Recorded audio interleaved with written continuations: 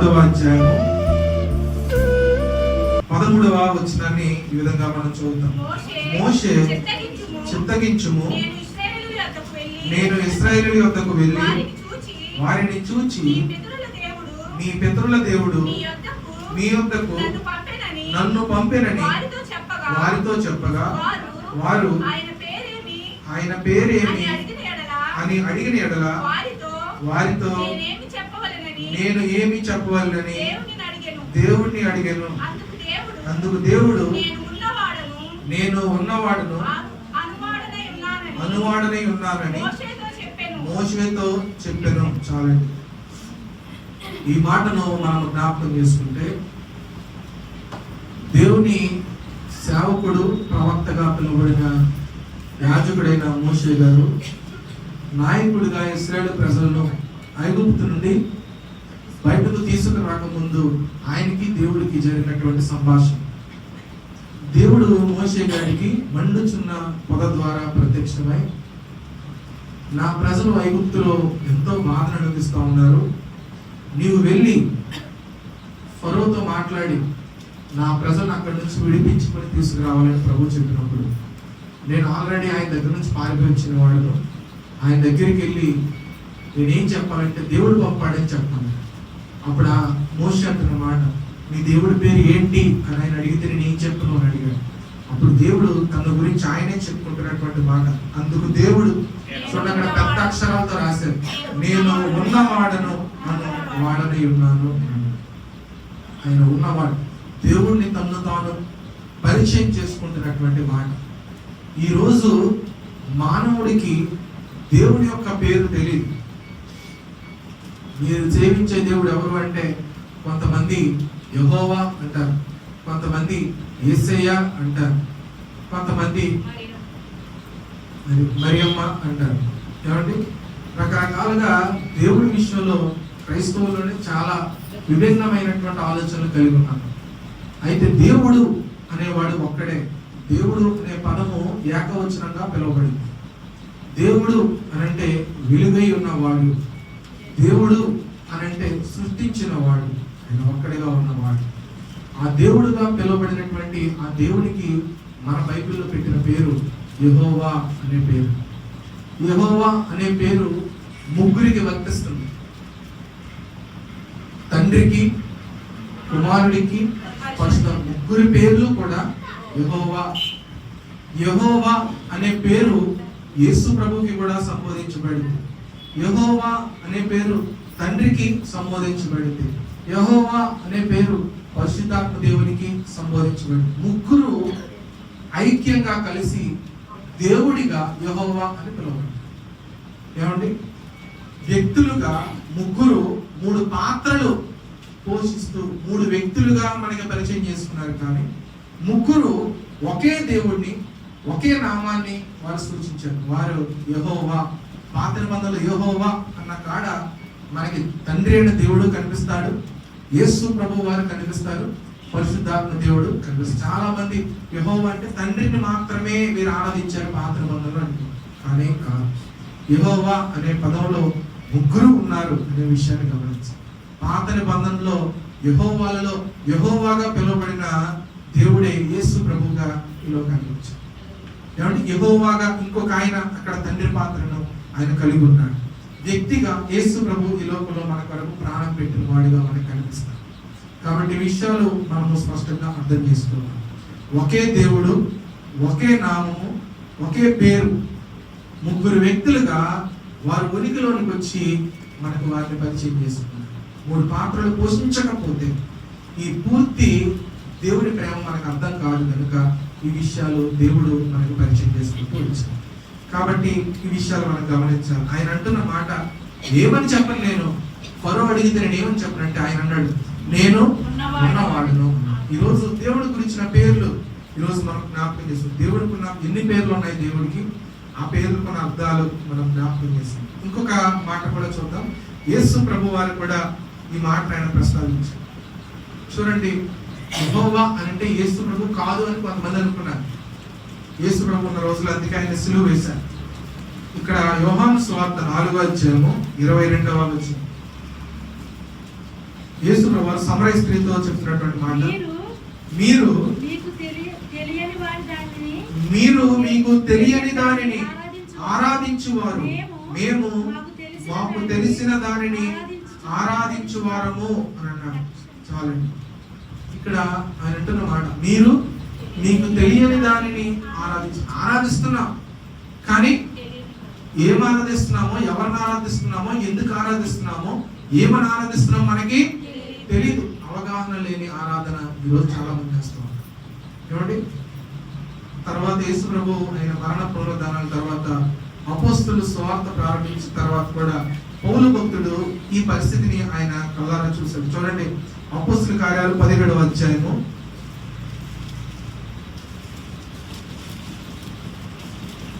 22వ వచనంలో ఆయన ఏథెన్స్లో సంచరించినప్పుడు అంటున్న మాట, పౌలు అరియోపగు మధ్య నిలిచి చెప్పినది ఏమనగా, ఏథెన్స్ వారులారా, మీరు సమస్త విషయంలో అతి దేవతా భక్తి కలిగిన వారై ఉన్నట్టు నాకు కనబడుచున్నది. వాళ్ళకి అతి దేవతా భక్తి వారికి ఉంది. అది పౌలు భక్తుడు చూశాడు. తర్వాత, నేను సంచరించుచు మీ దేవతా ప్రతిమలను చూచుచుండగా నాకు బలిపీఠము నాకు కనబడెను. ఆయన వీరు దేవతలు ఆరాధించడం ఆయన చూశాడు. వీరికి ఎంతో భక్తి ఉన్నట్టు గమనించి ముందుకెళ్ళాక ఒక బలిపీఠాన్ని చూశాడు. ఆ బలిపీఠం మీద ఏమని రాసింది చూడండి, దాని మీద ఏమని రాసిందండి, తెలియబడని దేవునికి అని రాసింది. చూసారా, పేరు ఏమనుంది, తెలియబడని దేవునికి అని రాసి దాని మీద ఆరాధిస్తున్నారు. అందుకే అక్కడ తెలియబడని దేవునికి అని రాయబడింది. కాబట్టి మీరు తెలియక దేని యందు భక్తి కలిగి ఉన్నారో దానిని నేను మీకు ప్రచురపరుతును. మీరు ఎవరినైతే తెలియకుండా ఆరాధిస్తున్నారో, మీకు దేవుడి మీద అవగాహన లేదు, ఆ దేవుడు ఎవరో నేను మీకు తెలియపరుస్తానని ఆయన చెప్తున్నాడు. జగత్తును అందులో సమస్తను నిర్మించిన దేవుడు తానే ఆకాశములకు భూమికి ప్రభు అయి ఉన్నందున హస్తప్రతిములైన ఆలయములో నివసింపడు. 4 గోడలు కట్టి అందులో దేవుడు ఉన్నాడు అని ఆలయాన్ని పూజించినంతసేపు 4 గోడల మధ్యలో దేవుడు నివసించాలి, దేవుడిని బంధించి ఇదే దేవుడు, ఇదే పుణ్యక్షేత్రం అనుకునే వారి గురించి చెప్తున్నాడు. నువ్వు ఒక పెద్ద గుడిని కట్టినంత మాత్రాన అందులో దేవుడు ఉండడానికి సజీవుడు. ఆయన మనలో నివసించేవాడు, మన ద్వారా కార్యాలు చేయవాడు, నలుగురు ఉన్న చోట నివసించడానికి ఇష్టపడిన వాడు, మన కొరకు మనిషిగా మారి లోకానికి వచ్చిన వాడు, ఈ లోకాన్ని అంతటిని సృష్టించిన సృష్టికర్త అయిన వాడు దేవుడు అని దేవుని గురించి పరిచయం చేయడం స్టార్ట్ చేశాం. ఇప్పుడు మనం 3 విషయాలు చదివాం. 1 మోషే గారి జీవితం, 2 యేసు ప్రభు జీవితం, 3 పౌలు జీవితం. 3 సందర్భాలు మనం చూసాం. మొదటగా మోషేకి దేవుడు అంటే ఏం చెప్పాలి అనే కన్ఫ్యూజన్ లో ఉన్నాడు. అప్పుడు దేవుడు అన్నాడు, నేనెవరో తెలుసా, ఉన్నవాడు అని చెప్పు అని అన్నాడు. యేసు ప్రభు వారు సమరయ స్త్రీతో మాట్లాడుతున్నప్పుడు సమరయ స్త్రీకి దేవుడు గురించి ఎవరో తెలియకుండానే ఆరాధిస్తా ఉన్నారు. మీరు తెలియని దాని గురించి ఆరాధిస్తున్నారు అని సమరయ స్త్రీకి దేవుడు సువార్త చెప్పాడు. 3వదిగా పౌలు భక్తుడిని మనం చూస్తున్నాం. ఏథెన్స్ లో సంచరిస్తున్నప్పుడు వాళ్ళకి చాలా భక్తి ఉంది, భక్తిపరమైన ఆచారాలు ఎన్నో చేస్తున్నారు, కానీ దేవుని గురించిన అవగాహన వారికి లేదు. తెలియని వాడిని దేవుడికి పెట్టుకుని ఆరాధిస్తారు. అప్పుడు దేవుడు ఎవరో పరిచయం చేస్తారు. ఈరోజు దేవుడికి ఉన్న నామాలు, దేవుడికి పెట్టబడిన పేర్లు, దేవుడికి ఉపయోగించబడిన పేర్లు మనం నేర్చుకున్నాం. ఇవి హెబ్రీ భాషలో రాయబడి, ఇప్పటికీ బైబిల్లో హెబ్రీ భాష, బైబిల్లో ఈ పదాలు ఉంటాయి. ఇప్పటికీ మనం తెలియకుండానే వీటిని వాడుతూ ఉన్నాం. వీటి గురించిన అవగాహన మనం తెలుస్తుంది. ఇప్పుడు మనం హెబ్రీ భాషను నేర్చుకున్నాం. మాకు తెలుగు సరిగ్గా రాదు, ఇంగ్లీష్ అసలా రాదు, హెబ్రీ భాష మాకెందుకు అనుకుంటాను. బైబిల్ మూలం హెబ్రీలో రాయబడింది. పాత నిబంధన అంతా కూడా హెబ్రీ భాషలో రాయబడింది. యెహోవా అనే పదానికి యావే అనే పదం రాయబడింది. అందుకే నీ దేవుడని యెహోవా నామమును వ్యర్థముగా ఉచ్చరించవద్దు అని అన్నాడని భయం. యావే అనే పేరు వాడటమే ప్రజలందరికీ భయం, ఇశ్రాయేలుకి భయం. అందుకే యావే అనే పేరుకి బదులుగా వారు అదోనై అని పేరు పెట్టుకున్నారు. అదోనై అని పేరు పెట్టుకుని దేవుడిని ఆరాధిస్తారు. కాబట్టి ఈరోజు యావే అనే దేవుడి గురించి, యావేగా పిలువబడిన యావే అనే హెబ్రీ భాషలో రాయబడిన యావే అనే పదం తెలుగులో అనువాదంలో యెహోవా అని రాయబడింది. ఏమండి, ఇప్పుడు దేవుడికి మాత్రమే వాడే పేరు ఇది, యావే అనే పేరు. ఇంకా ప్రపంచంలో దేనికి లేనటువంటి పేరు యావే అనేటువంటి పేరు. ఈ యావే అనే పేరు బైబిల్లో సుమారుగా పాత నిబంధనలోనే 6800 సార్లు మనం చూస్తాం. యావే అనేటువంటి పేరుకి అర్థం ఉన్నవాడు అన్న. నీ పేరు ఏమని చెప్పును అని మోషే అడిగినప్పుడు నేను ఉన్నవాడును అని అన్నాడు. హెబ్రీ భాషలో యావే అని రాయబడింది. ఇప్పుడు యావేగా పిలువబడిన యెహోవా, యావే అనేటువంటి వాడిగా పరిచయం చేసుకున్న దేవుడు యావే, తెలుగులో యెహోవాగా ఉన్న ఈ యెహోవాతో కూడినటువంటి మాటలు మనం చూద్దాం. మనం బైబిల్లో ఈ యావేతో కలిపి వాడినటువంటి హెబ్రీ పదాలు ఈరోజు మనం జ్ఞాపకం చేసుకుంటాం. మొదటిగా చూద్దాం. ఆదికాండం 22వ అధ్యాయము 14వ వచనం. ఆదికాండం 22వ అధ్యాయము. అబ్రహాము ఆ చోటికి యెహోవా ఈరే అని పేరు పెట్టెను. అందుచేత యెహోవా పర్వతం మీద చూచుకొనును అని నేటి వరకు చెప్పబడును. చాలండి. యెహోవా ఈరే, అక్కడ కింద ఫుట్నోట్లో రాశారు చూడండి, యెహోవా చూచుకొనును. కాబట్టి మొదటిగా ఈ హెబ్రీ పదాన్ని మనం జ్ఞాపకం చేస్తాం. ఈరే అనే పదము తెలుగులో ఎక్కడా ఉండదు. తెలుగు డిక్షనరీలో ఈరే అనే పదం లేదు. ఇంగ్లీష్ బైబిల్లో జైరా అని ఉంటుంది. కాబట్టి హెబ్రీ భాషలో ఈరే, యెహోవా ఈరే అనే పదాన్ని వాడాడు. అబ్రహాము గారు ఆయన కుమారుడైన ఇస్సాకుని బలివ్వడానికి అక్కడికి కొండ మీదకి వెళ్తున్నాడు. కొండ మీదకి వెళ్ళే క్రమంలో ఇక ఎవ్వరికీ తెలియదు, దేవునికి అబ్రహాముకు మాత్రమే తెలిసి ఏం జరుగుతుందో. మూడో వ్యక్తికి ఆఖరికి ఇస్సాకుకు కూడా తెలియదు. దేవుడు అన్నాడు, నువ్వు బాగా ఇష్టపడిన 100 సంవత్సరాల వయసులో నేను నీకు ఇచ్చిన బహుమానముగా ఉన్నటువంటి నీ బిడ్డను నాకు అర్పించు అని అన్నాడు. బంగారం అయితే అర్పిస్తాం, డబ్బులు అయితే ఇస్తాం, ఆస్తి రాసమంటే రాసిస్తాం, కానీ కడుపును పుట్టిన బిడ్డను, అది కూడా 100 సంవత్సరాలు పుట్టిన బిడ్డను దేవుడు ఇమ్మంటున్నాడు ఏంటి? కొంతమంది దేవుడికి దూరం అయిపోయేవారు అంటారు ఇటువంటి పరిస్థితి వస్తుంది. ఏమండి? కానీ అబ్రహాం ఏం చేశాడు తెలుసా? దేవుడు ఇచ్చాడు. దేవుడు అడుగుతున్నాడు, ఒకవేళ నా కుమారుడు మరణించిన మళ్ళీ దేవుడు నాకు కుమారుని ఇవ్వగలడనే విశ్వాసం అయింది. అది విశ్వాసానికి తండ్రి అయింది. అటువంటి విశ్వాసంతో కుమారుని అర్పించడానికి తీసుకెళ్ళిపోతున్నాడు. ఏంటి? కుమారుని అర్పించడానికి తీసుకెళ్తున్నప్పుడు కట్టెలు ఇవన్నీ కుమారుడు భుజం మీద పెట్టాడు. ఈయన కత్తి పట్టుకుని పైకి ఎక్కినాడు. అప్పుడు కుమారుడు అడుగుతాడు, తండ్రి చూడండి, బలిపెట్టడానికి కావాల్సిన అన్నీ ఉన్నాయి, కట్టెలు గట్ట అన్నీ ఉన్నాయి, కానీ బలి ఇవ్వడానికి విడుదల ఏది అని అప్పుడు తండ్రి అంటున్న మాట ఈ మాట, యెహోవా ఈరే అన్నాడు. అంటే దేవుడే చూసుకుంటాడు. నువ్వేం ఆలోచించు, అక్కడ కావలసిన గొర్రె పిల్లను దేవుడే చూసుకుంటాడు. దేవుడే చూచుకొనును అనే మాట విశ్వాసంతో వచ్చిన మాట. కుమారుణ్ణి బలివ్వడానికి వెళ్ళిపోతున్న పరిస్థితుల్లో కుమారుడు అడిగిన ప్రశ్నకు గుండె బరువుతో చెప్పినటువంటి మాట. గొర్రెపిల్ల ఏది అర్పించడానికంటే నువ్వే నా గొర్రెపిల్ల అని చెప్పలేక దేవుడే చూసుకుంటాడని విశ్వాసంతో హృదయపూర్వకంగా పలికిన మాట. దేవుడి పైన భారం వేసి హృదయంలో దుఃఖాన్ని దాచుకుంటూ పలికినటువంటి మాట, విశ్వాస సంబంధమైన మాట, యెహోవా చూచుకుంది. ఈరోజు విశ్వాసులుగా పిలువబడుతున్న వారికి ఈ మాట వారి హృదయంలో ఎన్నిసార్లు అనుకున్నారు? యెహోవా ఈరే.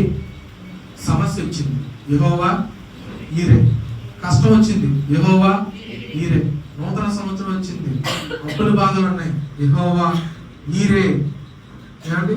ఎదురుగా చాలా ఉన్నాయి, యెహోవా ఈరే. శక్తికి మించిన ప్రయాణం ఉంది, యెహోవా ఈరే. దేనికైనా యెహోవా ఈరే అంటే దేవుడే చూసుకుంటాడు. ఆయన చూసుకునే దేవుడు. ఆయన మన అవసరతలన్నీ తీర్చగలిగేవాడు. అందుకే దావీదు 23వ కీర్తనలో మనందరికీ తెలిసిన కీర్తన మొదటి వచనంలో ఏమన్నాడు? యెహోవా నా కాపరి, నాకు లేమి కలుగదు అని అన్నాడు. లేమి కలుగదు. లేమి అంటే కొదువ. కొదువ అనేది ఏది? అన్ని ఆయన చూసుకుంటాడు. నాకు అవసరతలో ఉండే పరిస్థితి రాదు. ఏ టైంకి ఏం కావాలో దేవుడు నాకు అన్నీ చూసుకుని వాడు. అదే యెహోవా ఈరే, అన్నీ చూసుకుంటాడు. చూడండి, గొర్రె పిల్లల దగ్గర కాపరి లేకపోతే గొర్రె పిల్లలు భయపడాలి.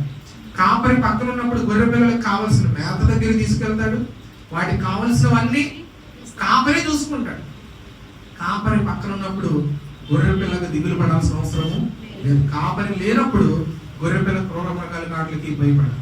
మనం నమ్ముకున్న దేవుడు మన పరిస్థితులన్నీ చూచుకునేవాడు. హల్లెలూయా. మన సమస్యల్లో, మన కష్టాల్లో, మన బాధలో, వేదనలు అన్ని పరిస్థితుల్లో ఆయన మనల్ని చూచుకొని ధైర్యంగా ముందుకు నడిపేయగలిగేటువంటి వాడు మన దేవుడు. అందుకే మనం యెహోవా ఈరే అని అనగలిగిన శక్తి దేవుడు ఆ ధైర్యాన్ని మనకు అనుగ్రహించాడు. ఏమండి, ఇంకొక మాట కూడా యేసు ప్రభువే చెప్తున్న మాట చూడండి. మత్తయి సువార్త 6వ అధ్యాయము 31వ వచనం. ఈ మాట చదువుతాం. మత్తయి సువార్త 6వ అధ్యాయం 31వ వచనం. కాబట్టి ఏమి తిందుమో, ఏమి త్రాగుదుమో, ఏమి ధరించుకుందుమో అని చింతింపబడి అన్యజనులు వీటన్నిటి విషయమై విచారించురు. ఇవన్నీ మీకు కావాలని మీ పరలోకపు తండ్రికి తెలియను. కాబట్టి మీరు ఆయన రాజ్యం నీతిని మొదట వెతుకుడి, అవన్నీ మీకు అనుగ్రహించును అని అన్నాడు. చూసారా ఎంత భరోసా మాట చెప్తుంది. మీకు అన్ని నేను ఇస్తాను, మీరు దేవుడిని వెతకండి. దేవుడు ఎంత గొప్పవాడో ఇక్కడ మనం ఆలోచన చేయాలి. ఆయన అన్నాడు, ఏమి తిందుమో, ఏమి త్రాగుదుమో వీటి గురించి నువ్వు బాధపడాల్సిన అవసరం లేదు, ఎందుకంటే మీకు కావాల్సినవన్నీ ప్రభువు చూసుకుంటాడు అని అన్నాడు. ఏమండి, ఇక్కడ మనం చూస్తున్నాం. చూడండి 26వ వచనం. ఆకాశ పక్షుల్ని చూడండి, అవి విత్తవు, కోయవు, కొట్లలో కూర్చుకొనవు, అయినను మీ పరలోకపు తండ్రి వాటినే పూజించున్నప్పుడు మీరు వాటి కంటే గొప్ప శ్రేష్ఠులు. ఎంత ఓదార్పుని కలిగించే వాటిని దేవుడే చూసుకుంటాడు. అది మన విశ్వాసం. కష్టంలో ఉన్నప్పుడు పోషణ కావాలి, దేవుడే చూసుకుంటాడు. ఏమండి, ఆ విషయాలు మనం గమనించవలసిన. కరోనా టైంలో బయటికి వెళ్తేనే కానీ మనకి సాధారణంగా మామూలు రోజుల్లో పొద్దున్న సాయంత్రం దాకా పని చేసుకుని డబ్బులు సంపాదించాలి. కరోనాలో పని చేయడానికి అవకాశం ఉందా చెప్పండి? లేదు. మరి మనం అలా పోషించబడ్డా చెప్పండి, మీరే చెప్పాలి.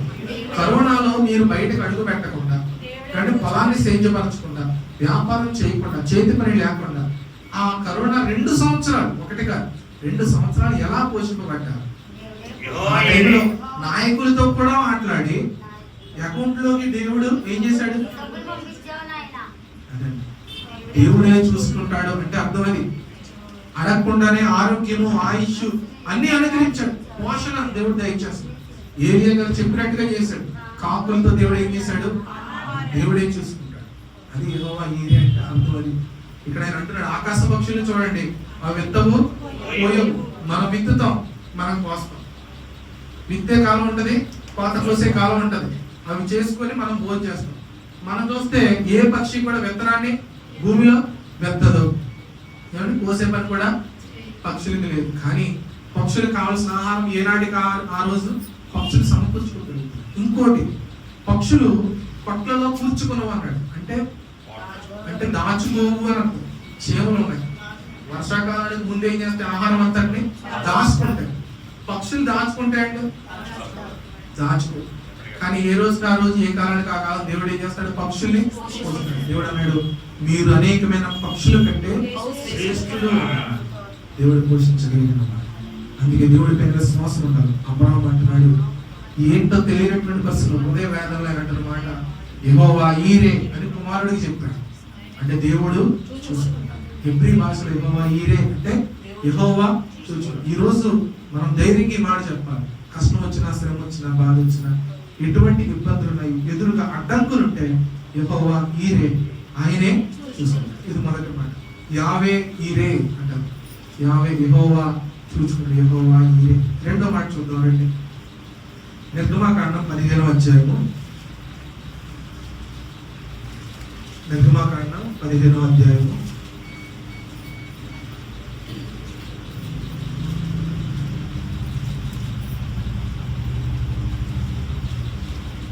26వ వచనాన్ని మనం ఈ విధంగా చదువుకుందాం. మీ దేవుడైన యెహోవా వాక్కును శ్రద్ధగా విని ఆయన దృష్టికి న్యాయమైనది చేసి ఆయన ఆజ్ఞలకు విధేయులై ఆయన కట్టడలన్నిటిని అనుసరింప నడిచిన ఎడల నేను ఐగుప్తీయులకు కలుగ చేసిన రోగములలో ఏది రానియను నిన్ను స్వస్థపరచు యెహోవాను నేనే అనెను. చాలా ఆయన అంటున్న మాట ఏంటి? నిన్ను స్వస్థపరచు వాటిలో నేను కూడా ఒకడును అన్నాడా? జ్వరానికి ఎన్ని పిల్లలు ఉన్నాయి? మనకు తెలిసింది డోలో ఒకటే. డాక్టర్ దగ్గరికి వెళ్తే ఇంకోటి రాస్తాడు. అంటే పారాసెటమాల్ డోలో వరకు మనకు తెలుసు. డాక్టర్కి బోలెడు మందులు తెలుసు. ఈ డాక్టర్ రాసింది ఈ డాక్టర్ రాయడు, ఈ డాక్టర్ రాసింది ఈ డాక్టర్ రాయడు. షుగర్ కోసం వెళ్తే ఒక్కొక్క హాస్పిటల్ ఒక్కొక్క బిల్ రాస్తాడు. ఫార్ములా ఒకటేనా, పేర్లు వేరు. అంటే కొన్ని బిల్లలో ఏదైనా సరే షుగర్కి పనిచేసే షుగర్కి సంబంధించి కొన్ని ఉన్నాయి, స్వస్థతకి సంబంధించి కొన్ని లేవు. స్వస్థతకి ఇవ్వగలిగే వారు కొంతమంది లేరు. స్వస్థపరిచే వారిలో ఒకడు మన దేవుడు. కాదు, నిన్ను స్వస్థపరచు వాడను నేనే. నేనే అంటే నేను తప్ప ఇంకెవ్వరు నిన్ను స్వస్థపరచలేదు. చూడండి, ఆలోచించండి. మనకి రోగం వచ్చింది, మనం టాబ్లెట్ వరకు వేసుకున్నాం. టాబ్లెట్ మనం స్వస్థపరచదు, టాబ్లెట్ వేసుకుంటున్నాం కానీ స్వస్థత కలిగేసేది ఎవరు? టాబ్లెట్ భయంతో వేసుకుంటాం. ఈసారి మనం ఏం చేయాలంటే టాబ్లెట్ వేసుకునేటప్పుడు ప్రార్థన చేసుకుని వేసుకోవాలి. ఏంటంటే దేవ టాబ్లెట్ వేసుకున్నాం, స్వస్థత అనుగ్రహించు అని. ప్రతి దాంట్లో స్వస్థత. ఏమంటే మన బాడీలోనే మనకి దేవుడు మరి రోగ నిరోధక శక్తిని పెట్టాడు. రోగ నిరోధక శక్తి అంటే ఇంగ్లీష్లో ఇమ్యూనిటీ పవర్ అంటారు. అంటే ఏంటంటే దేనైనా మన శరీరమే హీల్ చేసుకుంటాం. డాక్టర్ కట్టు కడతాడు అంతేనండి. ఆ కట్టు ఈ గాయం అంతటిని మానిపెద్దా చెప్పండి. కట్టు ఏం చేస్తుంది? బయట నుంచి వచ్చే బ్యాక్టీరియా లోపలికి వెళ్ళకుండా కట్టు అడ్డుపడుతుంది అంతే. కానీ పైన చర్మం అంతా ఏర్పడటానికి సహాయపడేది మన దేహమే. ఈ దేహానికి అటువంటి గుణాన్ని దేవుడు పెట్టాడు. ఏదైనా లోపల నుంచి క్యూర్ అవుతుంది, ఏదైనా లోపల నుంచే మొదలవుతుంది. కానీ శరీరం అక్కడ వచ్చేసి పూర్తిగా ఏర్పడుతుంది. దాన్ని ఎర్ర రక్త కణాలు, తెల్ల రక్త కణాలు, ప్లేట్లెట్స్ ఇటువంటివి మన శరీరాన్ని బలపరచడానికి ఉపయోగపడతాయి. రోజు మనం తినే ఆహారంలో, మనం తినే నీళ్ళలో బోల్నంత ఉంటుంది బ్యాక్టీరియా, బోల్ని క్రిములు ఉంటాయి. అవన్నిటి మీద యుద్ధం చేస్తే మన దేహంలో ఉన్నటువంటి యాంటీబాడీస్. ఇవన్నీ ఎవరు పెట్టారు? దేవుడు పెట్టాడు. స్వస్థత బయట నుంచి వచ్చేది కాదు, లోపలే దేవుడు నీకు రోగ నిరోధక శక్తిని ఏర్పాటు చేశాడు. నిన్ను స్వస్థపరిచి యెహోవాను నేనే అంటాడు. ఏమంటే దేవుడి నామాన్ని బట్టి మనం అతిశయిస్తే, దేవుడిని జాగ్రత్తగా నమ్ముకుంటే ఆయన అంటున్నాడు చూడండి, యెహోవా వాక్కులు శ్రద్ధగా విని ఆయన దృష్టికి న్యాయమైనది చేసి ఆయన ఆజ్ఞలకు విధేయులై ఆయన కట్టడలన్నిటినీ అనుసరించిన ఎడల నేను ఐగుప్తీయులకు కలుగజేసిన రోగములలో ఏది కూడా మీకు నేను రానియను అని అంటాడు. తెగుళ్ళకు మిమ్మల్ని గురికాడము. ఏమంటే నిన్ను స్వస్థపరిచే యెహోవాను నేనే. హెబ్రీ బైబిల్లో ఈ పదానికి యెహోవా రోఫే అని రాయబడింది. తెలుగులో దాన్ని యెహోవా రాఫా అంటాం. యెహోవా రాఫా. రాఫా అంటే స్వస్థత. యెహోవా రాఫా అంటే దేవుడే స్వస్థపరచువాడు. ఈరోజు మనకి అనారోగ్యం వచ్చినప్పుడు, వ్యాధి కలిగినప్పుడు, శరీరంలో బలహీనత కలిగినప్పుడు యెహోవా రాఫాగా ఉన్నవాడు దేవుడే స్వస్థపరచువాడిగా మనకు సహాయం చేస్తాడు. హల్లెలూయా. ఎటువంటి వాటి నుంచి మనకి స్వస్థత కావాలి, ఏ విధంగా మనల్ని బాగు చేస్తాడు, ఏ విధంగా సరి చేస్తాడు, నేను కొన్ని విషయాలు చూపిస్తాను. చూడండి, మొదటిగా ఇదే ఆదికాండం 20వ అధ్యాయము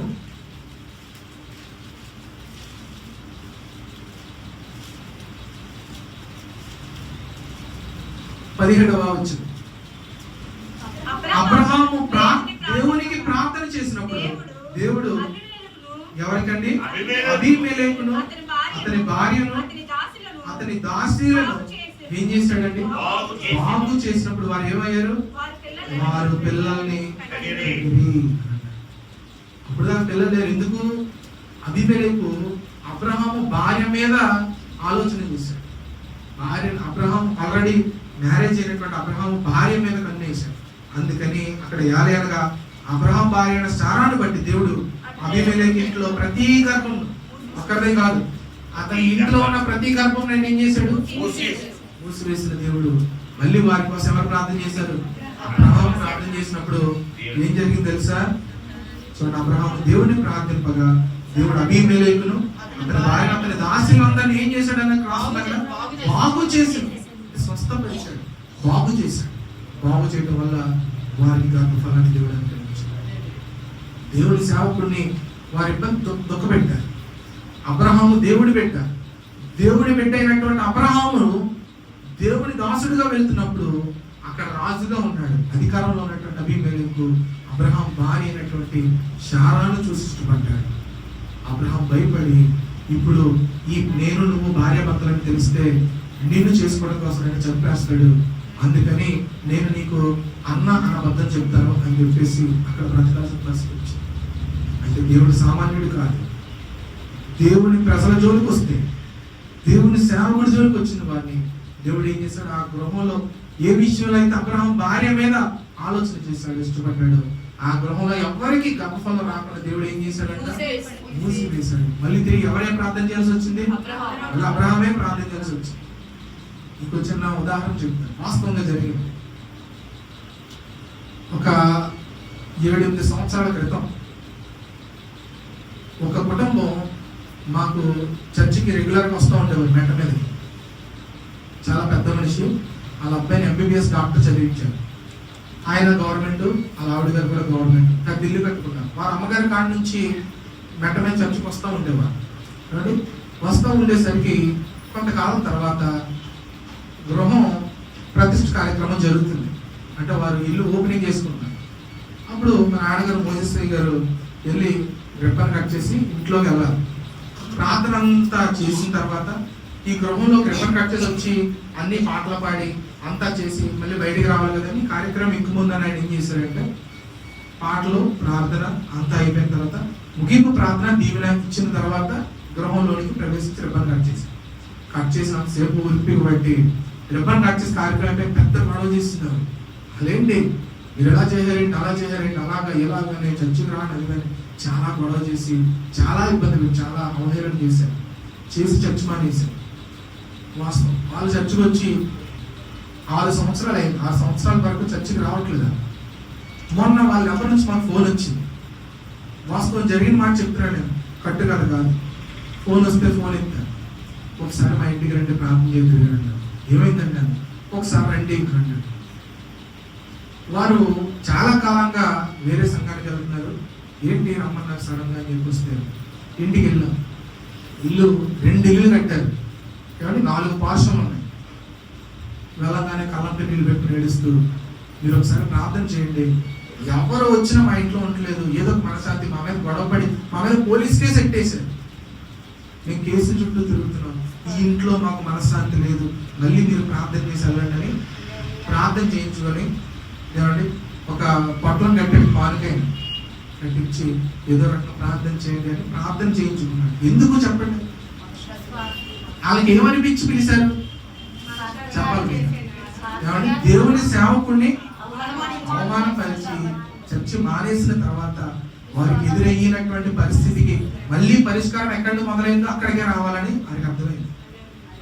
ఎవరి ద్వారా దేవుడు మా పైన ఉగ్రత చూపించాడు, ఎవరి వలన దేవుడు మా పట్ల యాక్షన్ తీసుకోవాల్సి వచ్చింది అని చెప్పేసి ఆలోచించి ఆ ఆలోచన వచ్చిందని పిలిచి మళ్ళీ మనం ప్రార్థన చేయించుకున్నాం. కలంటే నీళ్ళు పెట్టుకున్నాడు. ఎవరైనా మంచోళ్ళు వచ్చేలాగా ప్రార్థన చేయండి, మాకు మనశ్శాంతి లేదండి, మాకు మనశ్శాంతి లేదు అని ప్రార్థన చేస్తాం. ఎందుకు మనము మన సొంత ఆలోచనలతో సేవకుడిని కంట్రోల్ చేయాలని చూస్తాం చాలాసార్లు. ఏమండి సేవకుడు స్టేజ్ మీద నిలబడి మరి దేవుడు అంటాడు, మాట్లాడేది మీరు కాదు నేను, నిలబడేదే మీరు, మాట్లాడేది. మోషే ఫరో ముందుకు వెళ్ళాడు, నేనేమో నత్తివాడు, అనుభవం లేదు, గొర్రెలు కాసుకుంటా, భాష కూడా మర్చిపోయాడు, నేను నత్తివాడిని ఇప్పుడు వెళ్ళలేనన్నాడు. నీ వెనక వచ్చి నీతో మాట్లాడు వాడును నేనే, అక్కడ ఏం మాట్లాడాలో ఆ టైంకి నేను నీకు బయటకు వస్తాను. ఇంకో మాట్లాడాడు, దేవుని సేవకుడిని ముట్టిన వాడు ఆయన కనుగుడ్డును ఎవరండి కనుగుడ్డును ముట్టి దేవుడు చూడండి ఆయన సేవకుడిని దేవుడు ఎంతగా బలపరిచాడు. ఇక్కడ ఈ విషయం ఎందుకు చెప్పారంటే, అబ్రహాము విషయంలో అబీమెలెకు తప్పుడుగా ఆలోచించాడు. అబీమెలెకు విషయంలో మళ్ళీ ఎవరు ప్రార్థన వచ్చింది? అబ్రహాము ప్రార్థన చేసిన తర్వాత దేవుడు మళ్ళీ అబీమెలెకుని ఏం చేశాడు? స్వస్థపరిచాడు. దేవుడు బాగు చేసిన అనే మాట రాశాడు. ఇది ఏ సంబంధమైనటువంటి స్వస్థత? శరీర సంబంధమైన స్వస్థత. ఏమంటే ఇది మొదటిది. రెండో మాట చూపిస్తాను, చూద్దాం రండి. రెండో మాట కీర్తన గ్రంథం 14వ అధ్యాయము 7వ వచనం. చూడండి, సియోన్లో 147 చూద్దాం. కీర్తన 147వ అధ్యాయము 3వ వచనం చూద్దాం రండి. 147:3. గుండె చెదరిన వారిని ఆయన బాగు చేయువాడు, వారి గాయములు కట్టువాడు. ఏమండి, రెండవది ఆయన దేన్ని బాగు చేస్తాడు? గుండె చెదరిన వారిని. ఏమండి, చక్కటి పాట. దేవునికి స్తోత్రము గానము చేయుటయే మంచిది, మనమందరము స్తుతి గానము చేయుటయే మంచిది. గుండె చెదరిన వారిని బాగు చేయువాడని, వారి గాయములన్నీయు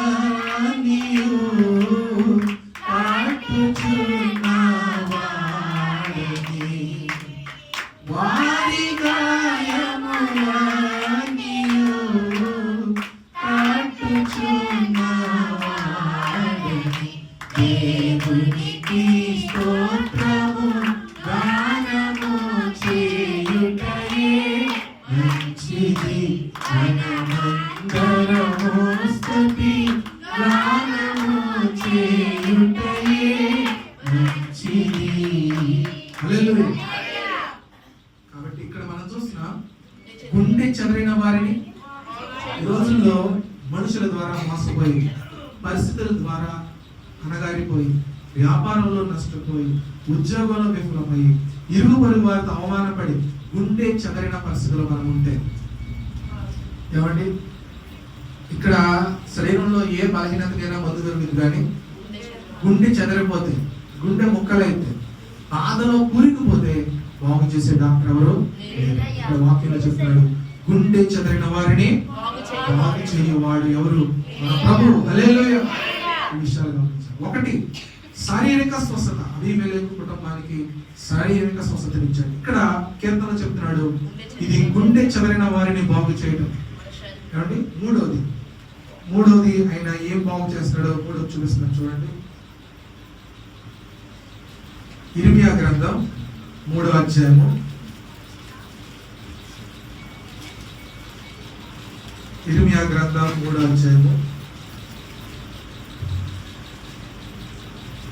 వచనాన్ని చదువుకుందాం. భ్రష్టులైన బిడ్డలారా తిరిగి రండి. ఏం బాగు చేస్తున్నాడండి? మీ అవిశ్వాసమును చాలండి. విశ్వాసాలుగా పేరు పెట్టుకున్న మనకి విశ్వాసం లేదు, అవిశ్వాసం. దేవుడి పైన నమ్మకం లేదు. పరిస్థితులు రాగానే దేవుడిని విడిచిపెట్టే స్వభావం. ఇటువంటి పరిస్థితులు ఉన్న వారికి అందరికీ దేవుడు పిలుపునిస్తున్నాడు. నా బిడ్డలుగా ఉన్నారు అంటున్నాడు. చూడండి, ఓ పక్కన బిడ్డలనే భ్రష్టులారా అన్నాడు. అక్కడ భ్రష్టులారాన్ని తిడుతూ ఆయన ఉపయోగించిన మాట ఎందుకు చెప్తాను తెలుసా? మీరు నా బిడ్డలు కాబట్టి. బయటలు తిడుతూ ఊరుకుంటాడు చెప్పండి, నువ్వెవడో నన్ను అంటాక అంటాడు. దేవుడు అంటే మాట, భ్రష్టులైన నా బిడ్డలారా, నా బిడ్డలుగా పిలుచుకున్నాను, మేము నా పిల్లలుగా వారసులుగా చేస్తాం, దేవుడు పిల్లలుగా మార్చాడు. కానీ మీరు భ్రష్టాత్మలోకి వెళ్ళిపోయారు. అయితే ఏం పర్లేదు, నా దగ్గర రండి, నేను మీ అవిశ్వాసాన్ని అంతటిని నేనేం చేస్తాను? మనం చేసుకోలేము. విశ్వాసానికి కర్త, దానిని కొనసాగించేవాడైన యేసు. విశ్వాసాన్ని కడవరకు మనలో కొనసాగింప చేసేది కూడా దేవుడే. ఆయన పైన ఆధారపడితే ఆ విశ్వాసాన్ని ఆయనే కొనసాగింపలేదు. ఎక్కడ విశ్వసనీయతను కోల్పోయేలాగా చేయడం. ఒకసారి మోసమైన తర్వాత ఇంకోసారి నమ్మం. దేవుడి విషయంలో అటువంటి పరిస్థితి రానివాడే. ఏమండి, దాన్ని కొనసాగించేవాడైన దేవుడు. కాబట్టి మన అవిశ్వాసతను కూడా ఆయన ఏం చేస్తాడు? బాగు చేస్తాడు. 4వ విషయాన్ని చూద్దాం. కీర్తనలు 103వ కీర్తన 3వ వచనాన్ని చదువుకుందాం. 103వ కీర్తన 3వ వచనం. ఆయన నీ దోషములన్నిటినీ క్షమించువాడు, నీ సంకటములన్నిటినీ కుదుర్చువాడు సమాధిలో నుండి నీ ప్రాణమును విమోచించుచున్నాడు, కరుణా కటాక్షములు నీకు కిరీటముగా ఉంచుచున్నాడు. చాలండి. ఇక్కడ 103వ కీర్తన అద్భుతమైన కీర్తన. ఇందులో నీ దోషములన్నిటినీ క్షమించువాడు. దోషం అంటే ఆత్మీయత కట్టుకున్నటువంటి పాపలు, ఏమంటే సంకటములన్నిటినీ కుదుర్చేవాడు. సమాధిలో నుండి నీ ప్రాణమును విమోచించువాడు అంటే అర్థం ఏంటంటే చావు లేకుండా చేస్తాడని కాదు, అందరూ మరణించవలసిన వాడు, కానీ ఆధ్యాత్మిక మరణం నుండి తప్పించగలిగేవాడు. ఇది ఆధ్యాత్మిక స్వస్థత. ఏమంటే 4 రకాల స్వస్థతలు. యెహోవా రోఫే అనే పదాన్ని యెహోవా రాఫా, స్వస్థపరచువాడు. నిన్ను స్వస్థపరిచే యెహోవాను నేనే అనిచ్చిన వాడు ఏ రీతిగా మనం స్వస్థపరుస్తాడు? 1, దేహ సంబంధంగా మన అవసరతల్లో స్వస్థతనిస్తాడు. 2, ఏమంటే గుండె చెదరిన పరిస్థితుల్లో మనకి స్వస్థతను బాగు చేస్తాడు. 3, మనం చూసాము ఏంటంటే అవిశ్వాసాన్ని బాగు చేస్తాడు. 4వదిగా ఆధ్యాత్మిక జీవితాన్ని కూడా బాగు చేస్తాడు. పాపాలన్నింటినీ క్షమిస్తాడు. 4 రకాల స్వస్థతలు. ఈ 4 ఒక పదవులో ఇవి ఉన్నాయి. ఆ పదం ఏంటి? యెహోవా రోఫే, రాఫా. హెబ్రీ భాషలో రోఫే అంటారు, తెలుగులో యెహోవా రాఫా, స్వస్థపరిచే యెహోవాను. అంటే 3వ మాట చూద్దామండి. 3వ మాట న్యాయాధిపతుల గ్రంథం 6వ అధ్యాయము 24వ వచనం.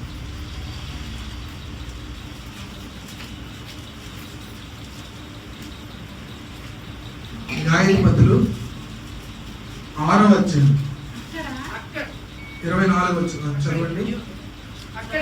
అక్కడ గిద్యోను యెహోవా నామమున బలిపీఠము కట్టి దానికి యెహోవా సమాధానకర్త అని పేరు పెట్టారు. పేరేంటంటే యెహోవా సమాధానకర్త. దీనికి అర్థం ఏంటంటే యావే షాలోమ్. యెహోవా షాలోమ్. షాలోమ్ అంటే ఎవరు అంటే శాంతినిచ్చేవాడు లేదా సమాధానం ఇచ్చేవాడు. ఏమండి? శాంతిని సమాధానాన్ని అనుగ్రహించేవాడు కనుక యెహోవా షాలోమ్ అని పేరు పెట్టారు. షాలోమ్ అనే పదం ఇక్కడ ప్రస్తావించబడింది హెబ్రీ భాషలో. యెహోవా సమాధానకర్త, యెహోవా షాలోమ్.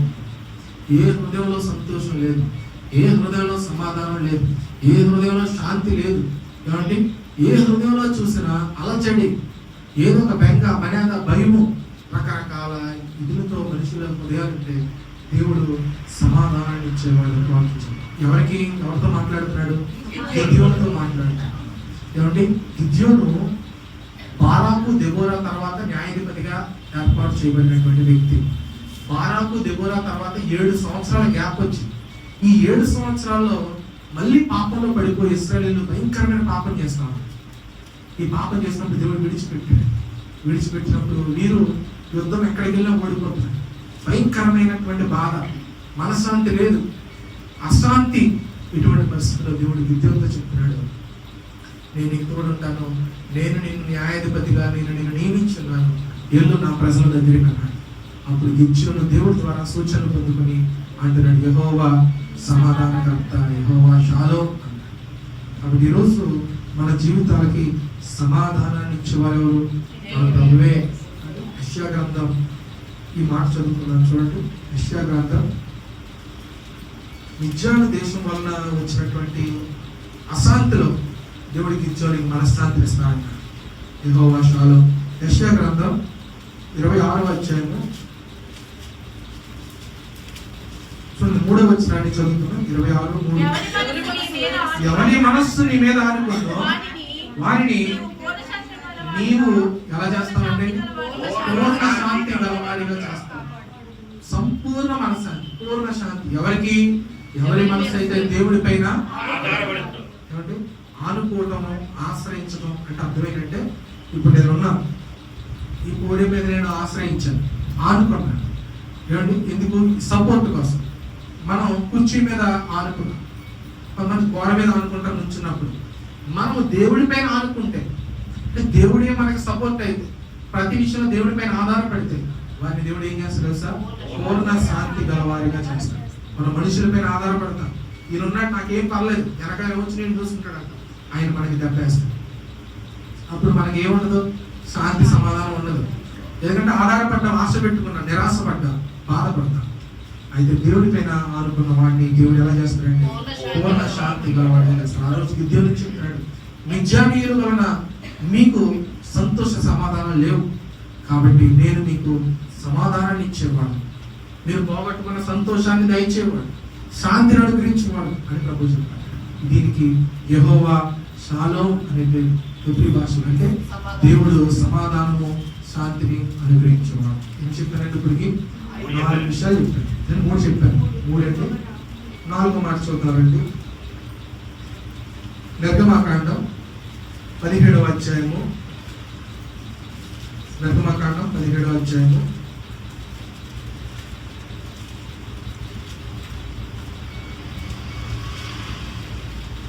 15వ వచనాన్ని చదువుతాం. 17, 15 తరువాత చదవండి. మోషే ఒక బలిపీఠం కట్టి దానికి యెహోవా నిస్సి అని పేరు పెట్టెను. చాలండి. ఇక్కడ పెట్టిన పేరేంటండి? యెహోవా నిస్సి. యెహోవా నిస్సి అంటే యెహోవా మా బలము, యెహోవా మా ధ్వజము. పాట పాడతాం. యెహోవా మా బలమా, యథార్థమైనది నీ మార్గం, పరిపూర్ణమైనది నీ మార్గం, యెహోవా. కాబట్టి ఇక్కడ మనం చూస్తున్నాం, యెహోవా మనకి ధ్వజము అంటే బలం, జయమిచ్చేవాడు. దానికి అర్థమైనట్టు యెహోవా నిస్సి, ఆయన మనకు ఆధారంగా ఉన్నాడు, జయాన్ని ఇచ్చాడు. ఎక్కడికి వెళ్ళినా విజయం. దేవుడి ప్రజలు ఎక్కడికి వెళ్ళినా ఓడిపోరు. ఇక్కడ అమాలేకీయుల పరిస్థితుల్లో చూడండి, ఇక్కడ జరుగుతున్న పరిస్థితి చెప్తాను నేను. మోషే గారు దేవుడు వైపు చూస్తున్నాడు. ఎదురుగా అమాలేకీయులు వచ్చారు. వారి సైన్యం చాలా పెద్దగా ఉంది. ఇశ్రాయేలుకి అమాలేకీయులు యుద్ధం, ప్రభువా మా వాళ్ళు ఓడిపోతున్నారు, ఏం చేయమంటారు? నీ చేతిలో ఉన్న కర్ణ పైకి ఎత్తాడు. పైకెత్తంటే మోషే గారి చేతిలో ఉన్న కర్ణ పైకి ఎత్తాడు. ఎప్పుడైతే పైకి ఎత్తాడో అప్పుడు ఇశ్రాయేలీలు అమాలేకీయులు అందరినీ జయించేస్తున్నారు. కాసేపు చెయ్యిలాగా ఇలా దించాడు. అప్పుడు అమాలేకీయులు ఇశ్రాయేలీలు ఓడించేస్తున్నారు. ఇప్పుడు మళ్ళీ చెయ్యి పైకెత్తారు. అంటే చెయ్యి పైకెత్తినంత, అది కర్ర పైకెత్తినంత సేపు విజయాన్ని ఇస్తూనే ఉన్నాడు. కాబట్టి దేవుడి పైన ఆధారపడి దేవుడి వైపు చూసినప్పుడు, దేవుడి పైన మనము దేవుడైనా బలం, దేవుడైనా ధ్వజము అని దేవుడి మనకు జయమిస్తాడు అని దేవుడి పైన ఆధారపడితే దేవుడు మనము వెళ్ళిన ప్రతి పరిస్థితిలో మనకి దేవుడు విజయాన్ని అనుగ్రహిస్తాడు. ఎక్కడికి వెళ్ళా నేను ఏ విధంగా మారుస్తాడు. నువ్వు పనిచేసే చోట నేను దేవుడు హెచ్చిస్తాడు. నువ్వు అడుగు పెట్టిన చోటను దేవుడు నీకు అనుగ్రహిస్తాడు. ఏమంటే విజయాన్ని అందించేవాడు. అమాలేకీయుల మీద యుద్ధం జరుగుతున్న పరిస్థితుల్లో చిన్నగా ఉన్నా సరే చెయ్యి ఎత్తినంతసేపు యుద్ధాన్ని జరిగించాడు. అప్పుడు ఏం చేసినట్టే, నేను అంతసేపు చెయ్యి ఎత్తలేడని సహాయం అడిగి ఒక చిన్న స్తంభం పెట్టి దాని మీద నిలబెట్టాడు. ఆ తర్వాత అక్కడ బలిపీఠం కట్టి అక్కడ పేరు పెట్టాడు, యెహోవా మా ధ్వజము, యెహోవా నిస్సి. యెహోవా నిస్సి అంటే మనల్ని శక్తినిచ్చి జయమిచ్చేవాడు, జయాన్ని అనుగ్రహించు. ఈరోజు మనము దేని మీద ఓడిపోతున్నాం? ఈరోజు మనం యుద్ధం చేయాల్సిన అవసరం లేదు. మనం ఎవరి మీద గొడవ చేయాల్సిన అవసరం. అమాలేకీయులు ఇప్పుడు లేరు, కానీ మనము యుద్ధం అనుదినము దాని మీద యుద్ధం చేస్తాం. ఏంటంటే పాపం మీద యుద్ధం చేస్తాం. ఆధ్యాత్మిక యుద్ధం జరుగుతుంది. దాని ఇంగ్లీష్లో స్పిరిచువల్ వార్ఫేర్ అంటారు. ఆధ్యాత్మిక యుద్ధాన్ని జయించడానికి దేవుడు మన పక్షాన యెహోవా నిస్సిగా ఆయన అనుకుంటాడు. హల్లెలూయా. చూడండి, వాక్యంలో నేను ఈ మాట చూపిస్తాను. కొరింథీయులకు రాసిన మొదటి పత్రిక 15వ అధ్యాయము. కొరింథీయులకు రాసిన మొదటి పత్రిక మనకు తెలిసినటువంటి మాట. మొదటి పత్రిక 15వ అధ్యాయము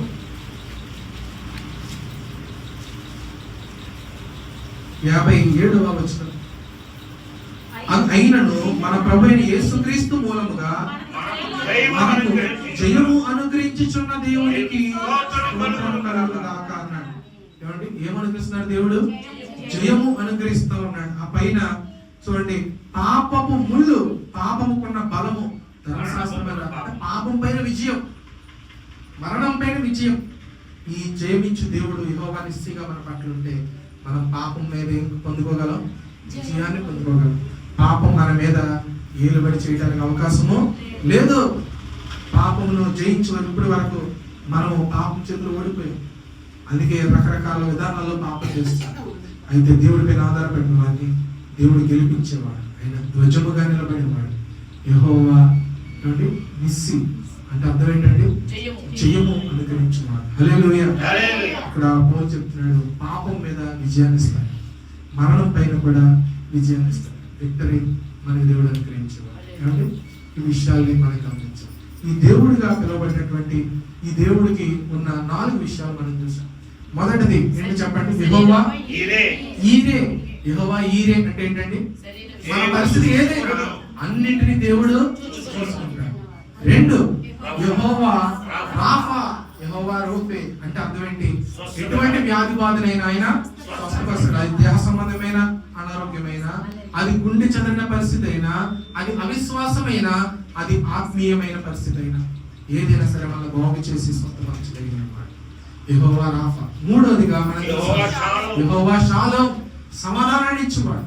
నీ జీవితంలో నువ్వు కోల్పోయినటువంటి మనశ్శాంతిని తిరిగి నీకు అనుగ్రహించగలిగిన వాడు, సమాధానం శాంతితో నిన్ను తృప్తిపరిచేవాడు యెహోవా షాలోమ్ గా పిలువబడినటువంటి దేవుడు. 4వదిగా యెహోవా నిస్సి. మోషే చెప్తున్నాడు, అమాలేకులు ఎదురుగా ఉన్న దేవుడే మాకు జయమిచ్చేవాడు, ఆయన మా ధ్వజము, మమ్మల్ని నిలబెట్టిన వాడు, మేము ఎక్కడ ఎగిరితే అక్కడ మాకు విజయాన్ని అనుగ్రహించేవాడని చెప్పాడు. హల్లెలూయా. యావే అనే పేరు మీద సుమారుగా 15 విషయాలు నేనున్నాయి చెప్పండి. 15. మనం ఎన్ని నేర్చుకున్నాం? ఈ 4 హృదయంలో భద్రపరుచుకుందాం. సమయం కొలది తదుపరి మరి ఆరాధన కార్యక్రమం మిగిలిన విషయాలు జ్ఞాపకం చేశాం. ప్రార్థన చేసుకుందాం. తల వంచి కళ్ళు మూసుకొని ప్రార్థనకి ఇవ్వండి. ప్రార్థన చేసుకుందాం. దేవుడు యొక్క శక్తిని మనం చూసినప్పుడు, దేవుని యొక్క గొప్పతనాన్ని మనం చూసినప్పుడు, ఈరోజు ఒక 4 విషయాలు మనం జ్ఞాపకం చేస్తున్నాం. దేవుడి యొక్క పేరు తెలియదు. మోషే అంటున్నాడు, దేవుడా నేను పంపించిన దేవుడి పేరు ఏంటి అని అడిగితే మేము ఏం చెప్పాం? యావే అని చెప్పమన్నాడు ఆయన. యావే అంటే నేను ఉన్నవాడనని చెప్పు అన్నాడు. ఈరోజు దేవుడి గురించి మనకు తెలియదు, ఆరాధిస్తున్నాం కానీ దేవుడు ఏం చేయగలడో మనకు తెలియదు.